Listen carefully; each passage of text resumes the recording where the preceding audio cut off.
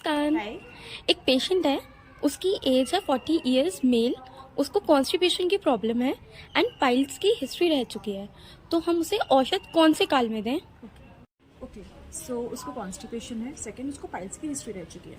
अब हमें देखना है कि दोनों ही केसेस में अपान वायु दुष्टि है। क्यों? क्योंकि कॉन्स्टिपेशन मतलब कि मल का निर्हरण ठीक से नहीं हो रहा। दूसरी बात, पाइल्स मतलब lower abdomen organ, rectum problematic है। दोनों ही केसेस में अपान वायु दुष्टि है। क्यों? क्योंकि पहला अपान वायु का कर्म है जो कि ठीक से नहीं हो पा रहा। दूसरा अपान वायु का अधिष्ठान है जहाँ प्रॉब्लम है। दोनों ही केसेस में अपान वायु की दुष्टि है, ये हमें साफ दिख रहा है।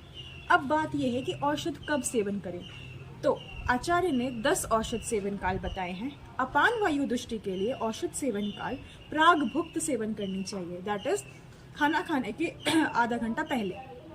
अब इसको रटना नहीं है, इसको समझना है कि ऐसा क्यों। तो ऐसा इसीलिए क्योंकि खाना खाने के पहले गट के अंदर वात बाहुल्य रहेगा।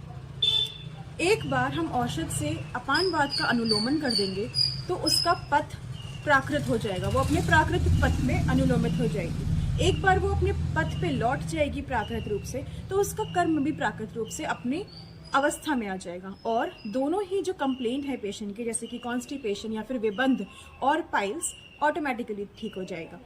और हमें यहाँ ये ध्यान रखना है कि पाइल्स के पूर्व रूप में आचार्य ने बताया है विष्टम्भो अन्नस्य दौर्बल्यम, मतलब कि अगर आपको विष्टम्भ या कॉन्स्टिपेशन की दिक्कत है तो इसका मतलब है कि आपको फ्यूचर में पाइल्स होने के चांसेस हैं। तो I would like to suggest you कि आप कॉन्स्टिपेशन को अवॉइड करें, कॉन्स्टिपेशन को प्रिवेंट करें, ताकि आपको पाइल्स की कंप्लेंट आगे ना हो। और अगर आपको पाइल्स की हिस्ट्री रह चुकी है तो औषध सेवन काल का विशेष ध्यान रखें। धन्यवाद।